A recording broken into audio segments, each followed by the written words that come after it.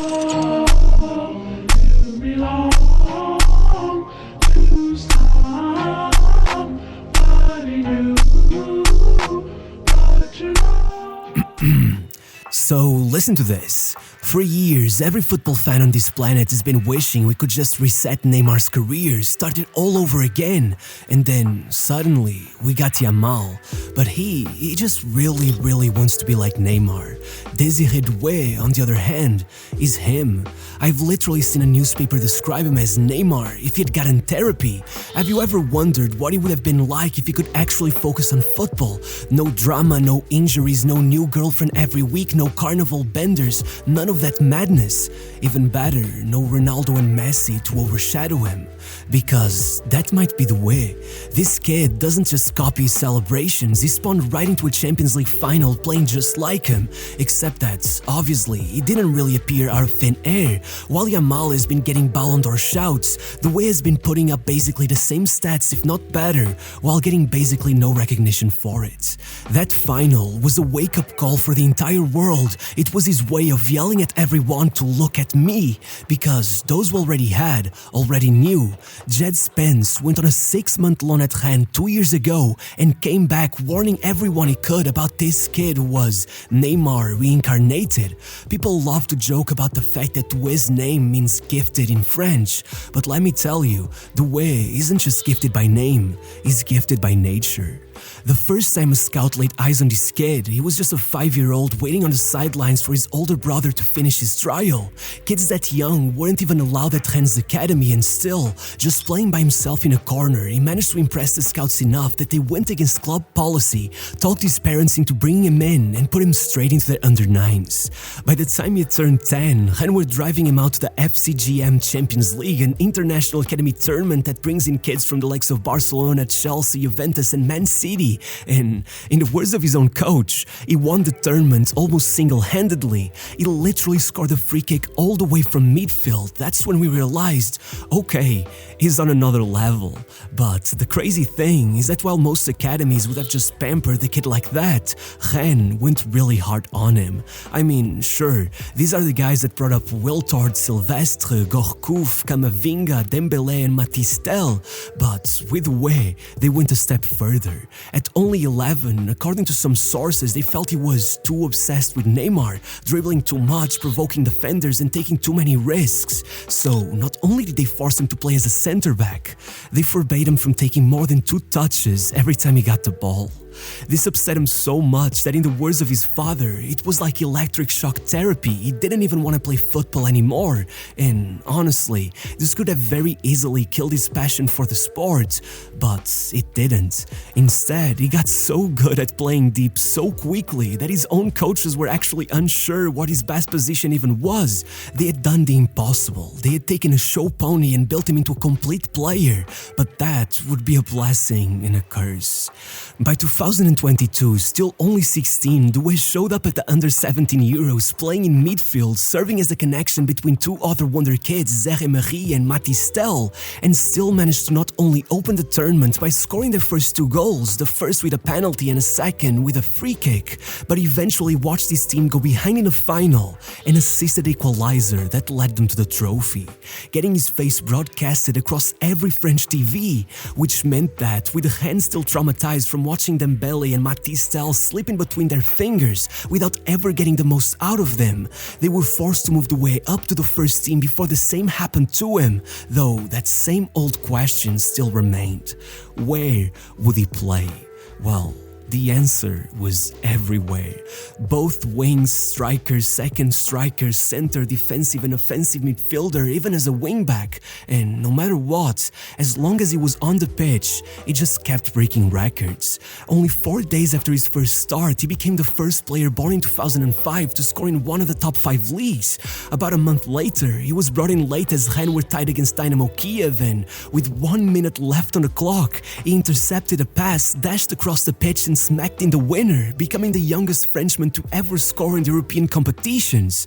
But even better, what truly convinced the fans he was a generational talent was when just 3 days after that, they brought him in again with just 7 minutes left on the clock in the Derby de Bretagne, and with his first touch he controlled the ball and then hit the half volley right into the top corner. To which, as the manager would explain, the whole stadium broke down, even though Doué himself shocked the commentators by barely celebrating, looking more like he'd been holding that in, waiting for that moment for ages, which sure is a weird thing to say about a 17-year-old, though clearly this was no normal wonder kid, because as much as the fans were already bringing up comparisons to Neymar, as much as his scouting report read that he was sharp, unpredictable, creative, with a desire to entertain and as two-footed as Dembélé, it also described him as versatile, impressive physically, and as press-resistant as Camavinga. Believe it or not, in his first season, one of the most common comparisons made by sports analysts was with Wayne Rooney. To quote one, his upper body strength matched with elegant technique can only be compared to a young Wayne Rooney. He bamboozles defenders, going from sledgehammer to scalpel in a single shift of his feet. Not to mention, of course, the mandatory comparisons to Zidane that every French youngster must go through, describing him as brutishly elegant, ambidextrous, and with a liking for a roulette. Which begs the question, when did you ever see Neymar being described as brutish or physical? And more importantly, would that make him better or just different? Well, one thing is sure, it obviously wouldn't make him worse. And if that has you questioning if the comparisons to Neymar ever had any legitimacy to begin with, let me tell you that Doué closed out his year by being subbed out only 18 minutes after being subbed in, with manager Bruno Genesio claiming he was playing like he was in a schoolyard and pretty much dropping him for the final games of the season, even though he had averaged more successful take-ons per 90 in the league than Lionel Messi. Regardless, even with the likes of Newcastle coming in with £12 million offers, as British football magazines wrote that if Doué were to move, he'd be up there with the absolute best dribblers in the Premier League, that his signature roulette leaves defenders glued to the ground as if they were playing on a sticky nightclub floor, that any doubters should simply watch his footage. Well, Bruno Genesio insisted on benching him during the start of the season, even after he once again managed to put his name on the scoreboard during the Derby de Bretagne, and thank God that then he got sacked. Because only about a month later, Doué was back in the starting 11, even if only as a deep-lying playmaker, and as always, he not only impressed, but refused to fit into the media's narrative that he should be unhappy to be playing so deep, claiming that settling for a position at my age would only limit my potential. It can't be stressed enough how unusual it is to hear this kind of speech from an 18-year-old, not to mention how shocking it was to see him average nearly 3 tackles per game while in that role, more than the likes of Kondogbia or Lucas Hernandez. And still, well, whenever they moved him back up front, it was business as usual. In December, he came in with Rennes tied against Clermont, made it past their fullback and blasted in the winner. In January, they unleashed him against Lyon, and he instantly dispossessed Ryan Cherki, moved up the pitch and played in Martin Terrier for the opener, then catching them off guard on a counter-attack, cutting inside and blasting in a screamer to secure the 3-2 win before they could even realize what had happened to them. The next month, he came in against Clermont, and again, only seconds later, he had made it past their defense and gotten his assist, meaning that by the time he showed up against Toulouse and proceeded to completely break their fullback's ankles, dashing down the flank and blasting it in from an impossible angle, they were already asking the manager if he expected to see Doué ever again. And indeed, once he left for the Olympic Games, it was over. There, under the guidance of Thierry Henry, he was mostly kept on the bench, but still, in his only start, he scored and took man of the match. And even once he was subbed into their semi-final, with France already on their way to extra time, as clunky as it might have looked, he assisted their last goal to seal their place in the final where, despite settling for the silver medal, he impressed enough to justify Rennes' rejection of multiple 30 to 40 million euro bids coming straight from the Premier League, ultimately leaving it down to Bayern, Barcelona want PSG to fight for his signing, with Luis Enrique convincing his board to break the bank and put down 50 million for what he called a diamond in the rough, which was especially important to them now that Mbappe was leaving and they planned to build a team of anti-stars. Though I must say, watching Barcelona get too caught up in their pursuit of Nico Williams only to end up losing out on the opportunity to put Doué beside Yamal and instead settling for Dani Olmo feels oddly familiar. Still, one way or another, you must realize that at this point, Mathys Tel, Barcola and even Desiré were the ones seen as the main guys in France. At PSG, Doué was only meant to be a rotation player, which should have been made obvious from the moment he took on the number 14, according to the kid himself, in Matuidi's honor. What happened this previous year was not in anyone's books, especially after those first few months. You gotta realize, it took him all the way until December to score his first goal for his new club. Even if you take in the assists, he only had one to his name. To say that he was struggling would be an understatement. People were worried. It looked like there was no salvation for his season. But then he put up 30 goal contributions in little more than 5 months. Those numbers would be insane for any teenager's debut season, even if he had hit the ground running from the beginning of the year. But this, it was just something else. Thanks to that super sub performance against RB Salzburg, coming in late to assist Nuno Mendes and then score one for himself as PSG were struggling to find a net, Doué managed to justify his presence in the starting lineup 5 days later against Lyon, and there, it took him only 7 minutes to send his fullback packing and dash down the left flank before cutting it back for Dembele to tap it in. 5 minutes after that, he was already forcing a penalty to allow Vitinha to put them in front 2-0. By the second half, he even smacked in one himself, only to see it rolled out over Hakimi's offside. By the end of the night, he was man of the match. And suddenly, all doubters had been turned into believers. Once the winter market opened, there were even questions of whether they should back down from the Kvaratskhelia deal, but at the end of the day, left, right or center, Doué can play anywhere, so they moved on with it. And before they knew it, Kvara, Dembele and Doué had become one of the scariest offensive trios in Europe. Against Stuttgart, Doué put down quite simply one of the most ridiculous assists you'll ever see. The next game, he got another one. 3 days later, he calmly added a goal to his tally and then one more assist against Monaco. But it was against Brest that he truly got everyone to rub their eyes in disbelief. Coming in with 29 minutes left on the clock of what should have been a standard 3-0 win, scoring with his first touch, and then being involved in virtually every goal, turning it into a 7-0 humiliation.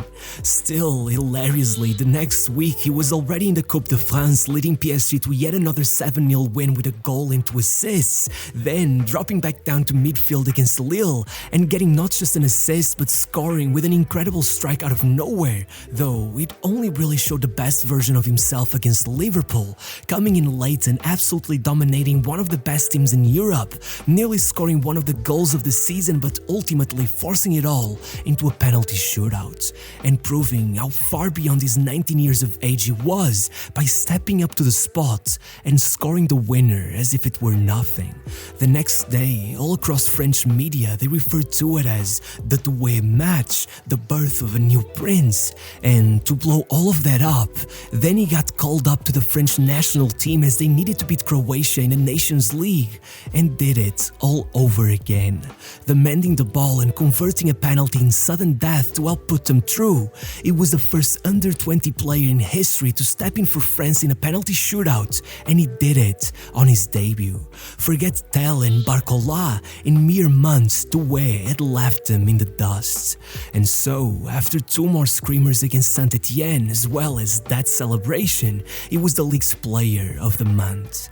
And if that wasn't enough, with 4 goals over his next 4 starts, he had put PSG in the final of the Coupe de France, had scored the league's title winner, and forced every spotlight in Europe to shine down on him once again, scoring one of the goals of the season in the Champions League quarterfinals and getting Thierry Henry himself to call him unstoppable, only to correct himself shortly after, admitting that, actually, this was just a normal night for him. By May, there were only 2 matches left to be played, 2 finals. First came the Coupe de France, and since 6 goal contributions in the 4 rounds that preceded it weren't enough, Doué put down 2 more assists to take the title and warm up just in time for the Champions League decider, where, with the entire world seated and watching, it took him 12 minutes to get his assist and 8 more to volley in his first goal, eventually making it 3-0 for PSG around the hour mark, taking the man of the match, leading them to the greatest ever Champions League final humiliation, their first ever Champions League title, and no matter how you go about it, every touch was a UCL final record. Not only was he the youngest ever assist provider, he broke Eusebio's 63-year-old record for the youngest to get a brace, and man, he didn't even play the full match. But still, one way or another, in the end, when they asked him about it, all he said was, business as usual. But there is nothing usual about what he had just done. Many will point to Yamal, which, don't get me wrong, I definitely understand, but just as a thought experiment, let me tell you that Doué only played the full 90 8 times over the whole season. Had he gotten the same game time as Yamal, he'd be on his way to 45 goal contributions, even though he played much deeper down the pitch on average, and all while their scouting reports remain eerily similar, with one exception only, that defensively, Doué is on a completely different level. All in all I have to say is, 2 Neymar fanatics with unlimited potential going head to head for a decade, please sign me up.